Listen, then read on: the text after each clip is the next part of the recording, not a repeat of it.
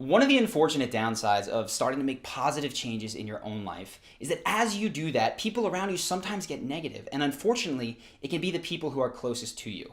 It doesn't matter what it is. I've seen it in the fitness realm, whether you're starting a new fitness regimen. I've seen it with people beginning new businesses, and I've certainly seen it with people who follow the tips on this channel to become more charismatic. Sometimes the people closest to you just do not like it, and now it seems like you've started to invite this negativity into your life. So in this video, what I want to do are give you 6 things that have helped me to deal with this. And it's across the board, whether it's been fitness, entrepreneurship, getting better at being more charismatic, being more social. If you're starting to get negativity for the choices that you've made, particularly when it's with a growth-related subject, I want to help you to deal with that in the future. So here's the first tip. I call it the toddler technique. And the reason is this. If you've ever seen a toddler run around and fall, which they do all the time, when they get back up, the first thing they do isn't just burst into tears. The first thing a toddler does when they fall and they scrape their knee is they get up and they look around. They see who is looking at them and how are they reacting. And when you have a mom who comes screaming across the room to scoop that toddler going, "Oh my God, are you okay?"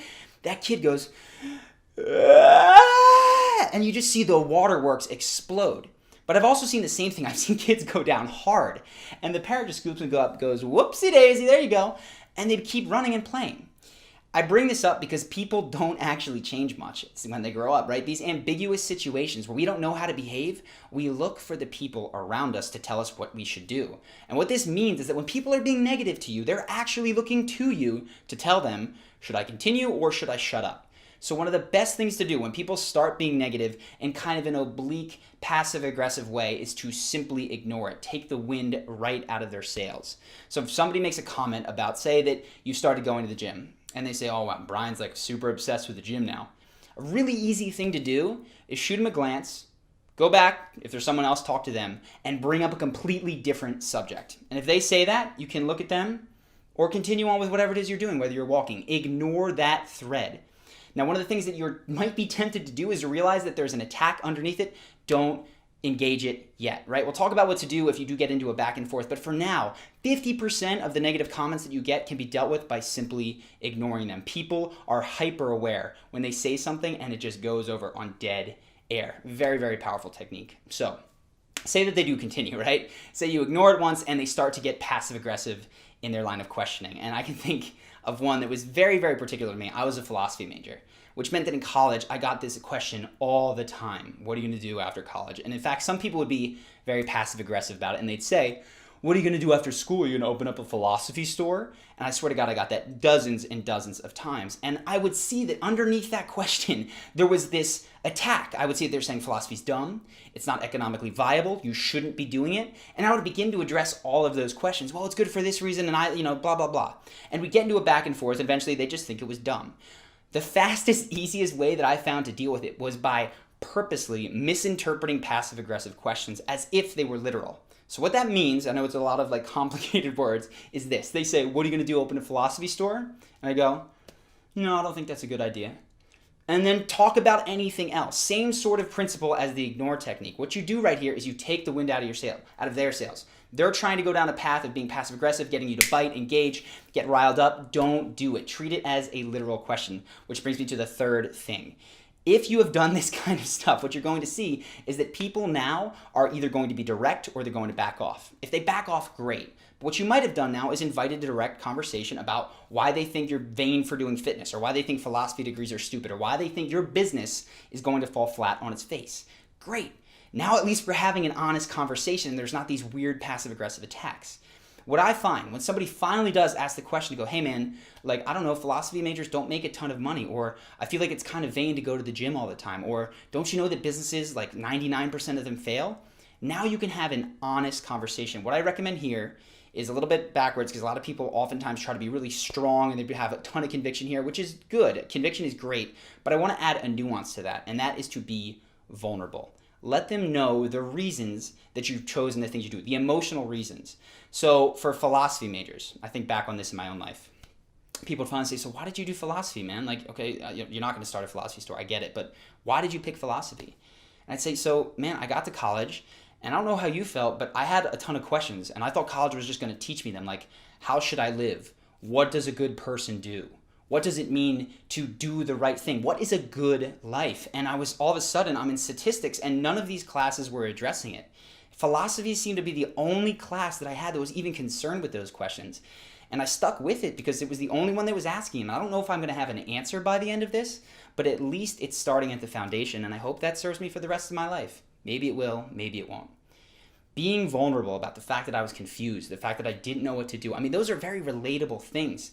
If you, for 1 second, when people ask you these things, drop the certainty that it's going to work out. Because if you're taking an unconventional life path, it's not necessarily going to go great. If you're trying to be an actor or an actress, you're not guaranteed to be Brad Pitt or Angelina Jolie. But if you express that, you know what? I love the craft. And there's something about it that makes me feel alive. Even if I'm not getting paid a ton of money, it does something for me that lights me up, and that's worth it to me. That will oftentimes get people to just back off. So be vulnerable in those situations where you do get direct questioning. Now, the fourth tip. These are kind of chronological. So a lot of people at this point will have accepted it and backed off. But one of the things I see is you start to get this line. I could never do that. I could never live with the uncertainty of acting and not knowing where my next paycheck was coming from. Or I could never just travel like you do. Or I could never go without eating donuts. I just like food too much. How do you handle this when people say that? There is one rebuttal that I love to all of this, and it's this. Somebody says something to that degree. I could never not eat donuts. And you say, well, it's a good thing that you make decisions for you and I get to make decisions for my life. Because if the roles were reversed, it sounds like we'd both be really unhappy. And that is a mic drop, explosive conversation. They'll just go, oh, okay. And that's it. That is oftentimes the absolute end of it. Because what you've communicated in that is that, one, I don't need you to approve of it, and I don't need to approve of your life. And secondly, I'm honestly not really impressed with the thing that you're doing, but I don't shove it down your throat that you should do it a different way.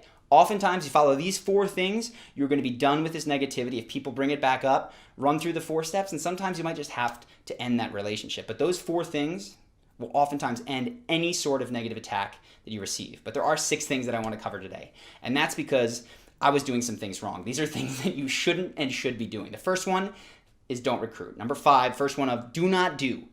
Don't recruit people. I remember I went and I read the 4-Hour Workweek when I was about 23 years old. And I was evangelical. Everyone had to read this book. Everyone had to start a business. They all needed muses. They all needed to quit their jobs. Everyone had to read the whole thing. And I would get into arguments with people about whether or not it could work, about whether or not Tim Ferriss was just making shit up, if he'd actually done it, if the case studies were real. And I debated for hours and hours and hours. And at the end of it, we never agreed because I hadn't proved anything. When I finally shut up and worked on my business and built it, ironically, now that I've stopped telling people that they need to read the 4-Hour Workweek, I get asked more often, hey man, what book should I read to change my life, to start doing the things that you're doing? And I tell them, go read the 4-Hour Workweek. So you can't be a recruiter. When you find your path and you found it, I know that there's this temptation that you want to take your friends, your family, the whole damn world along with you into this new wonderful thing. But you cannot shove it down people's throats. They will not come, and you just invite more negativity into your own life if you do that. So 5, don't recruit. The 6th one is something that you should do, and this is to make up for the fact that if you don't recruit people, you might feel rather lonely.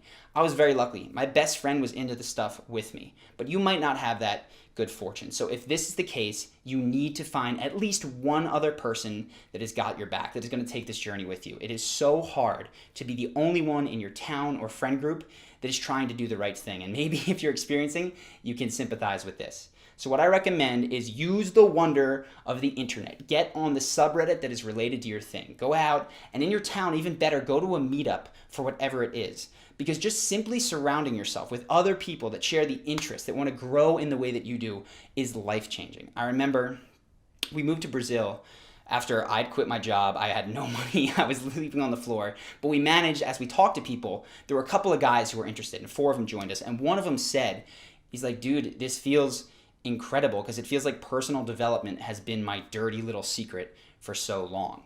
And if that's how you feel, I just want to tell you that there are tons and tons of communities out there for you to get involved in, for you to be part of. And the most powerful thing is not just to have online friends, but to go to the meetup, participate in it. So go find your tribe. One other person is going to make you feel like you're not crazy, and that can mean all the difference. So I hope that you found these tips helpful. I know that at the time when I was starting, I would have appreciated these myself. And if you do find yourself in that situation where you're the only person out there who's trying to get fit while your friends just smoke weed, or you're trying to start a business while everyone else thinks you need to be a corporate drone, know this. You are on a solid path. Other people have done it. There are people out there who will help you, and you're not alone. So I hope this helps, and I'll see you in the next video.